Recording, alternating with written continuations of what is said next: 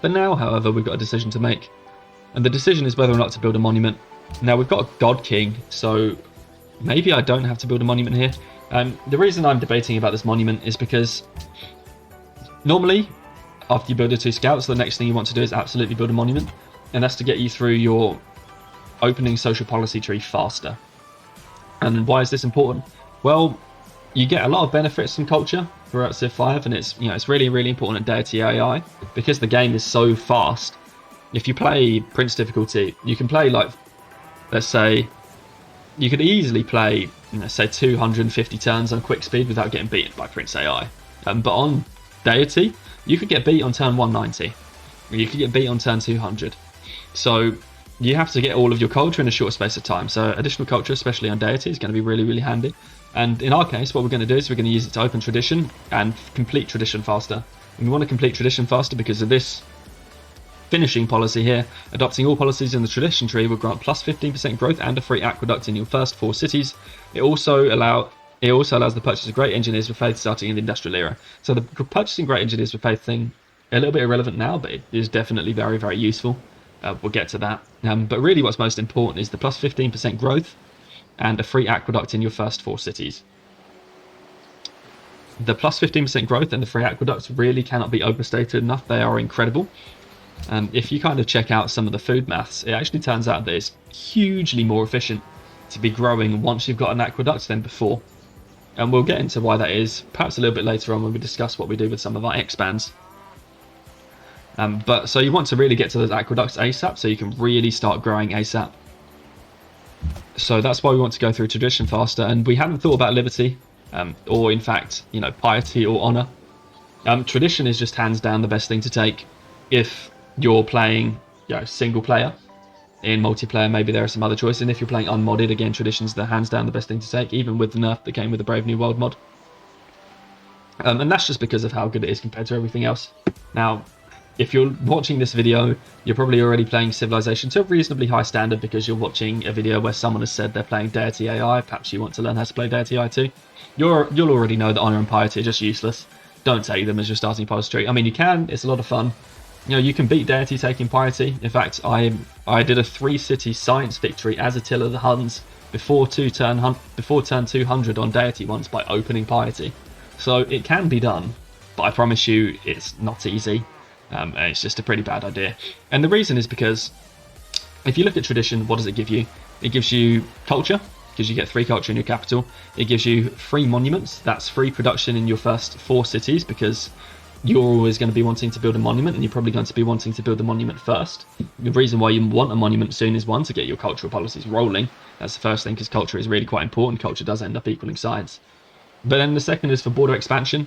You can see here, our city, I purchased this tile, but our border hasn't grown yet. If you don't have a monument, your city's border growth is going to be super, super slow. And while that doesn't immediately sound like a bad thing, the problem is that your cities need tiles to work, and they need good tiles to work. And specifically, your city wants to work tiles that have more than 2 yield on them. And we define yield as just things which crop up on these tiles here. So this tile's got 2 yield because it's got 1 food and 1 production. This tile's got 3 yield because it's got 2 food and 1 production. This tile has got 4 yield because it's got 2 production and 2 gold. But actually, when you want to be improving your city, you tend to want to work a tile that's got 3 yield or more of food and production combined. And so we're starting to ignore things like gold, ignore faith, ignore tourism if somehow you have tourism on a tile.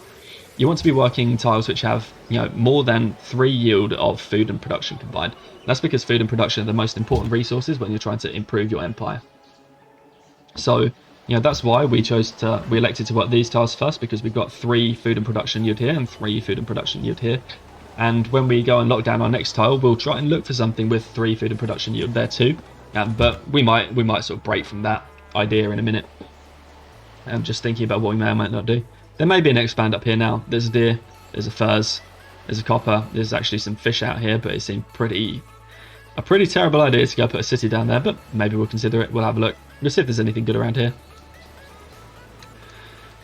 And we'll see if there's any city locations in and around here as well, but I can imagine here about being the furthest I want to settle away from my capital in this game. It's quite nice we've got these 2 city-states here. That actually lends us some protection against the Deity AI, and we'll discuss why that's useful when we settle the city. For now, I'll move this scout out. There's no need to expressly run anywhere, so I'm going to use this scout to now get some visuals on this land down here, just to see what I will and won't be able to settle. And now we need to think about what we want to do. We talked a bit about whether or not we'd want to build a monument. As tradition, part of what makes tradition really powerful is this policy. Legalism gives a free culture building in your first 4 cities. That free culture building is a monument when you don't have any culture buildings in your city. So monuments, they're the first thing you want to build. You get it free if you take legalism and tradition.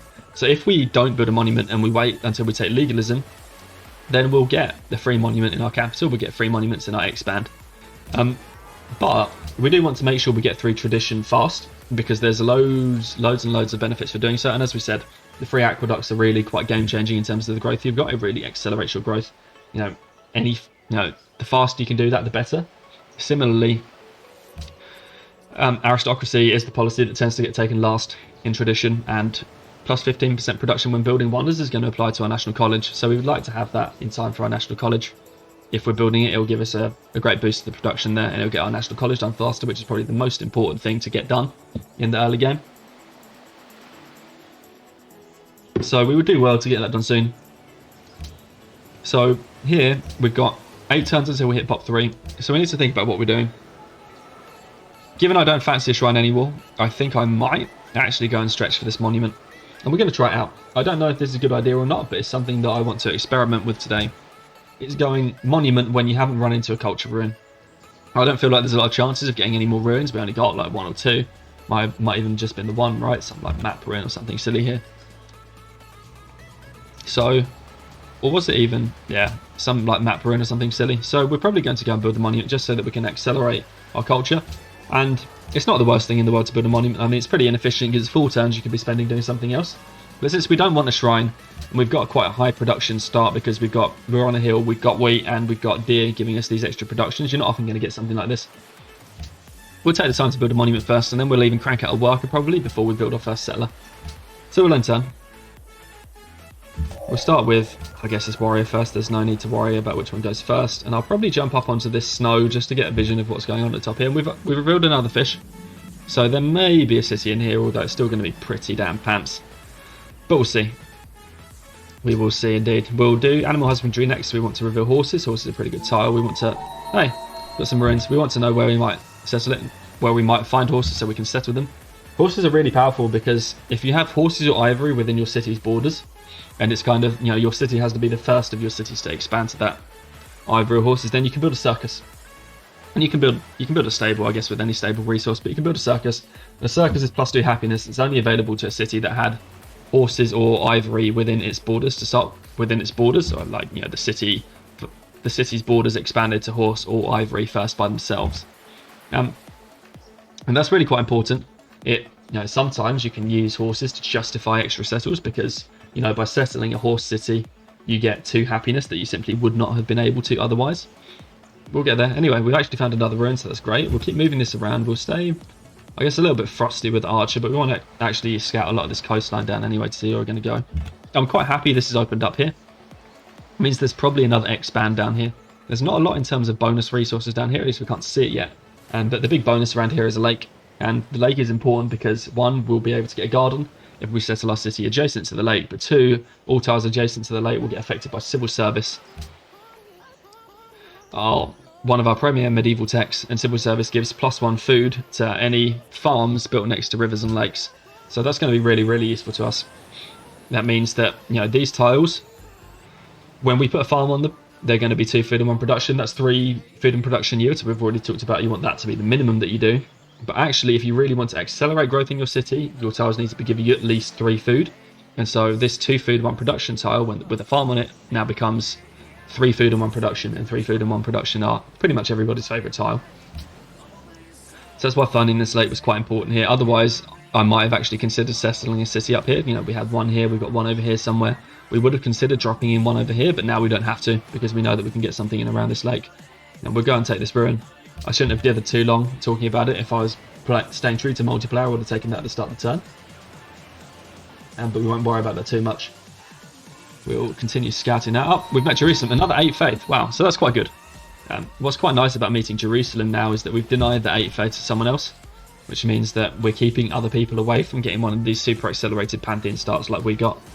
Again, not too important in a single player game, especially against Deity AI. They'll blow us out of the water with their faith anyway. But if we're playing multiplayer, by finding both these city-states first, we deny anyone else getting a quick Pantheon, which would give us more room to get our religion. In this case, we don't need the room. Okay, so we'll carry on moving. I don't know where to go with this scout. That was probably a bad move by me, but we'll not worry about that one too much. We don't need to scout any more of this coastline now, so we'll just jog back here.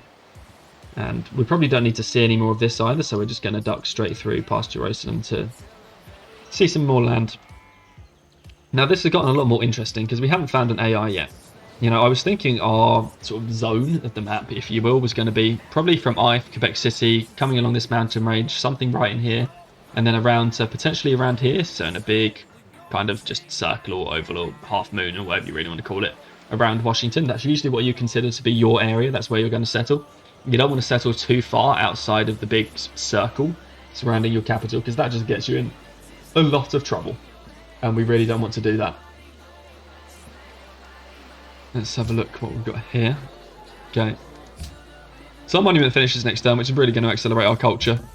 That hopefully, and we'll actually test to see which order some of these things come through, but hopefully that'll mean that we can take tradition next turn. It says 2 turns away here because we need 4 more culture for our next social policy, and we're generating +2. But the monument's going to take us to +4, which might take us over the line because of the way, again, the yields are calculated at the start of your turn, and production, I think, comes before culture, but we'll see. For next turn. Here we go. So, yeah, here's what happened. Look. So, we had 11, and we've actually now ended up on 15. And that's because what happened was, at the start of the turn, food was calculated and added to our excess food. We didn't have enough for a new citizen, so we didn't get a new one. Then the next thing that comes through was production. And so, production said, oh, look, you've generated +8 production. That's enough for you to finish your monument. And so our monument finished. Then it eventually comes all the way around to culture, and we can check it in this order here. It eventually comes all the way around to culture, and it said, oh, you've got a monument, that's 2 culture, and you're already generating 1 culture because that comes from the palace, and a 2nd culture because you had God King as your pantheon. We can just see kind of how it all lays out right here, which meant that we actually had +4 culture, even though at the end of our last turn it only said +2, and that +4 got us all the way to our social policy. So that's accelerated 1 turn. Happy days. And we'll open tradition. And we open tradition instead of liberty for a few reasons, but we'll discuss them quickly now. First and foremost, there's a common misconception between choosing tradition and choosing liberty, and that really is that, you know, people in the Civ community, they talk all the time about wide versus tall, and in my opinion, especially if you're playing multiplayer, and especially if you're playing, I mean, it doesn't matter too much in single player, but especially if you're playing multiplayer, wide versus tall is really, I think, it's just a bit of a myth. Because the problem is, like, you can go wide or you can go tall, and they're both perfectly viable strategies. But the problem is that if you've got a wide empire, when you get to the end game, and you might have often found this if you do a lot of wide play, your cities really start to flag in terms of production. Like, they just can't produce things fast enough. You sit there and you're like, I want my research lab, and it's 15 turns on quick speed. That's ludicrous. Anything that takes 15 turns on quick speed is way too slow, because, you know, 15 turns, it's more than 5% of your game on quick speed. I mean, 15 turns would be 5% of a 300 turn game. I mean, if you're playing against Deity, you want to have won within 200 turns. So 15 turns is a massive portion, right, of your entire game time. You don't want to be building anything in 15 turns. If something is building something in 15 turns, that's just worthless. Don't do it. Find more production or something, like, you know, or buy, get more gold. Point is, you know, building things in 15 turns is bad, and if you go wide, you'll find that you don't have enough population, which means you can't work enough production tiles, which means you end up producing some of these late game things in like 15 turns, or you go and build a spaceship part and it's like 20 turns, and that, you know, that's just ridiculous. You can't win a game doing that. And so, you know, if you go wide and you don't grow your cities tall enough, then what you find is your cities just become useless in the late game. All they're doing is sort of, you know, giving you a bit of science, but, you know, they don't even get their research lab built fast enough. They can't even build units. You have this extra strain on your empire because you're going to be really struggling with happiness. Happiness is kind of Civ 5's way of stopping you from going too wide. So you can imagine the more wide you go, the more and more of a strain you get placed on your happiness. And it's especially important against Deity AI because you're going to be getting killed with things like tourism pressure, and, you know, on settler difficulty you get more bonus happiness than just the 9 you start with from the difficulty level. So, you know, wide versus tall, it's a bit of a myth, really. You need to, the real thing is that there are two things to really abide by in Civ. One, more cities is always better, but only if they're tall enough. And tall enough, I would say, you need to get them past at least 15 population, but really you're aiming for that sweet spot of 20. So wide versus tall is a bit of a myth, and the choice between tradition and liberty is actually not even wide versus tall at all. And we'll kind of analyse that in a minute. In my personal opinion, tradition is for when you want to settle 4 expands or fewer before building your national college. And liberty, I think, is for if you want to settle 5 expands or more before building your national college. And why do we centre around this national college thing? Well, it's more because national college is one of the most important buildings to get up in the early game, especially on vanilla Civilization 5. So we're really looking to get that one out ASAP, and more cities is always better, as long as you can grow them to like pop 15 or pop 20, which means that if you want to have more cities, you need to claim them early enough in the game, especially against Deity and especially on multiplayer. The person, you can't wait all day to settle a city spot because someone else is just going to take it. If it's a good spot, why wouldn't someone else take it? So you go liberty if you find that you've got at least 5 good spots for expansion. You're like, damn, I want to settle those. I need to go liberty because I promise you, if you try and settle more than 4 expands as tradition, it's not going to go well for you. But liberty makes it really, really easy to do that. So if you want to settle 5 expansions or more before your national college, which basically means 5 expansions really early straight away, you go liberty. Otherwise, you go tradition. And the reason is because the value of getting all these cities out is really, really important, which kind of justifies liberty. But if we just think about the comparisons between tradition or liberty for a second, tradition. And I mean, you're just going to have to take my word for it because I'm not going to go into too much detail right now. But basically, liberty has better culture and it has better kind of raw production, and it gives you a free great person. And that's from the finisher here, a free great person of your choice. That's actually really quite useful. It gives you more raw production in terms of more production, just, +1 production in every city and 5 production in cities when constructing buildings. Great. Always useful. It's an extra hammer you get, and free worker and improved tile improvement speed. That's great. You get this free settler and speeding up the settler training, which is why liberty is great if you want to go 5 expands or more before national college. And it gives you more culture because of this policy here. Each city you found will increase the cultural cost of social policies by 33% less than normal. Typically, more cities equals higher social policy costs, so you find that the wider your empire, the harder it is to gain social policies, and that's because social policies get exponentially more expensive the more you take and the more cities you have. So smaller empires have a much easier time of generating the culture, and there's a few reasons for that, but basically liberty wins on raw production, it wins on culture, believe it or not, and it wins because you get a free great person, which you don't get with tradition. But then tradition wins on everything else. Tradition wins on, let's start, I guess, first of all, it wins on sort of free production. Tradition gives you 4 free monuments and it gives you 4 free aqueducts. That's huge amounts of production. That's free. It takes some real pressure off your city's early game. Early game, there's so many things you want to build. You don't have time to do them all. Getting a free monument and free aqueduct is really great because they are 2 high priority buildings in your cities. And you even get the free aqueducts before you research engineering. A lot of people have mistaken this. Aqueducts are here, they're at engineering, but you don't actually need to research engineering in order to get tradition's free aqueducts. You get them to you straight away, no matter the reason, any city that you currently own when you take the policy. And that actually matters. It's the same for the legalism policy too. So if it's in your first 4 cities. If you have 3 cities and then you kill, say I were to go and capture Quebec City. Well, if I've captured Quebec City after I take legalism, it won't give me the free monument in Quebec City if I've already taken legalism. However, if I've captured Quebec City before I take legalism, or if I've captured Quebec City before I take the tradition finisher for free aqueducts, Quebec City will actually get the free monument or the free aqueduct. So there's just a little bit of a tidbit for you. But yes, the free aqueducts, you don't have to have researched engineering in order to get a free aqueduct. It gets given to you straight away no matter what. So always something worth considering, and that's why we want to speed through tradition as fast as possible, because we get the aqueduct straight away anyway, and we can ignore engineering if we don't need it. Anyway, I got a bit sidetracked with what we were talking about here.